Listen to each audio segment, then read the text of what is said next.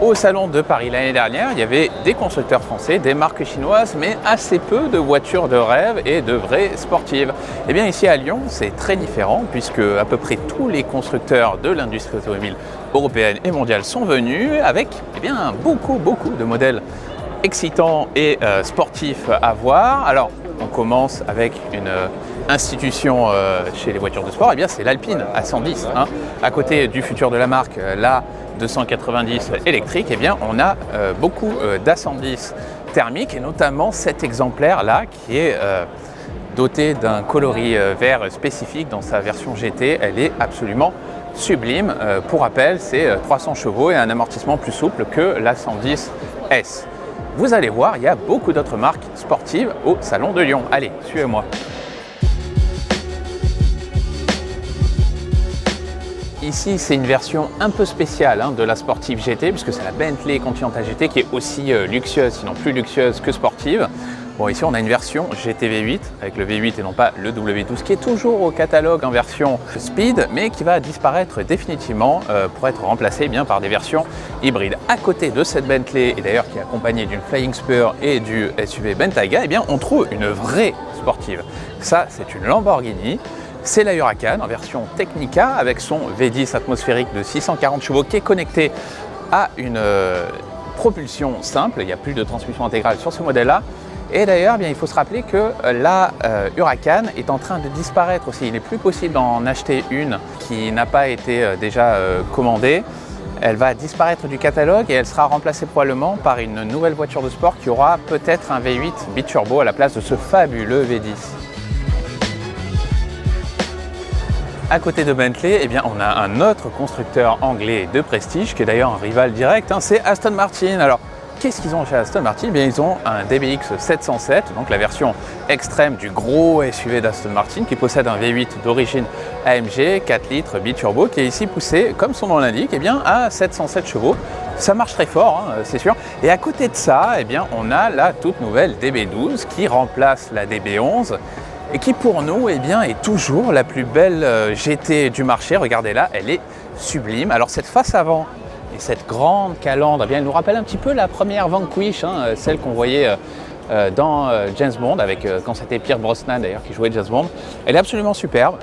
Elle abandonne le V12 biturbo 5 litres 2 de l'ancienne DB11 AMR. Ici, on a aussi le V8 biturbo 4 litres qui est poussé à 680 chevaux, c'est-à-dire un petit peu moins que dans le DBX 707. On a aussi un intérieur qui est entièrement retravaillé, beaucoup plus moderne. On a très hâte de l'essayer sur Caradiac, celle-là. Et alors à côté, on a toujours une Vantage, avec son V8. Et ici, c'est une version F1 édition qui est un peu plus efficace que la Vantage normale. On a une grosse lame à l'arrière fixe. Et c'est une voiture qui devrait, comme la DB12, recevoir une grosse amélioration technique dans les mois à venir. On peut aussi compter sur Porsche au Salon de Lyon avec les modèles qui font le succès économique de la marque. La Taycan électrique, des Cayenne dans plusieurs versions, y compris en coupé ici, et même le tout premier exemplaire du Cayenne originel qui était sorti en 2002. Mais derrière ça, il y a les Porsche les plus intéressantes à piloter, évidemment, ce sont les 911.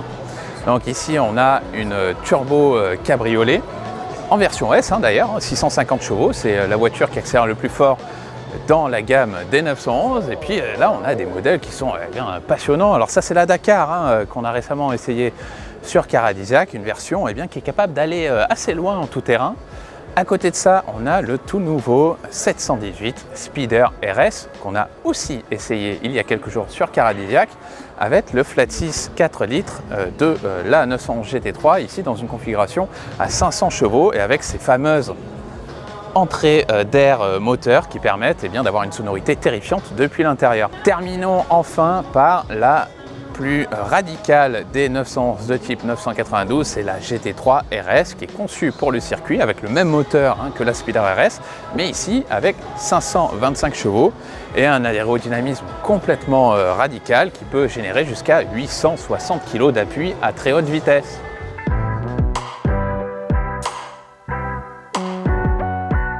Ferrari est aussi présent au Salon de Lyon et ça c'est évidemment une très bonne nouvelle pour tous les amateurs de voitures d'exception. Ils ont deux nouveautés à présenter sur leur salon. D'abord cette Roma Speeder, version découvrable de la GT Roma coupé qui utilise pour rappel un V8 biturbo de 620 chevaux et en face de cette Roma Speeder eh bien, il y a le fameux Purosangue, le premier SUV de la marque qui ne dit pas tout à fait son nom, mais on peut considérer que c'est un véhicule un petit peu à mi-chemin entre le vrai SUV et le coupé GT 2+2. Et contrairement eh bien, à tous les SUV ultra sportifs des autres marques d'exception, eh bien ici il n'y a pas de moteur suralimenté sous le capot, c'est un vrai V12 atmosphérique qui développe ici 725 chevaux. C'est un moteur très proche de celui de la 812 Superfast. Eh bien, ce Purosangue, il est littéralement victime de son succès puisque tous les exemplaires prévus pour le marché ont tous été tout de suite réservés. Donc si vous voulez votre Purosangue actuellement, eh bien, il va falloir attendre plusieurs années au minimum. Et qui on trouve en face de Ferrari? Eh bien forcément un McLaren qui expose les voitures de la nouvelle concession d'ailleurs de Lyon. On retrouve ici l'Artura, cette fameuse première hybride rechargeable du constructeur de Woking avec pour rappel un V6 biturbo de 680 chevaux en puissance maximale. Et la principale nouveauté de McLaren ici, eh bien c'est la 750S qui remplace l'ancienne 720S et comme son nom l'indique, eh bien, la puissance de son V8 biturbo de 4 litres elle est désormais poussée à 750 chevaux. Cette 750S évolue très légèrement sur le plan esthétique, elle bénéficie d'un habitacle qui est lui plus profondément amélioré et chez McLaren ils insistent beaucoup sur le chiffre d'accélération du 0 à 200 km/h qui est ici abattu en 7 secondes 2. Ça permet de battre la Ferrari 296 GTB pour un tout petit dixième. Du côté des italiennes, on a aussi Maserati avec la toute nouvelle Gran Turismo déjà essayée sur Caradisia qui est ici dans sa version thermique Trofeo avec un V6 biturbo de 550 chevaux et une transmission intégrale. À côté de ça, on trouve la MC20 ici en version coupée.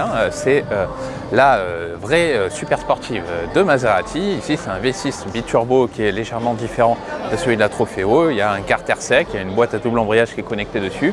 Et on a 630 chevaux et toujours des portes à ouverture en élytre pour le côté sensationnel de la voiture.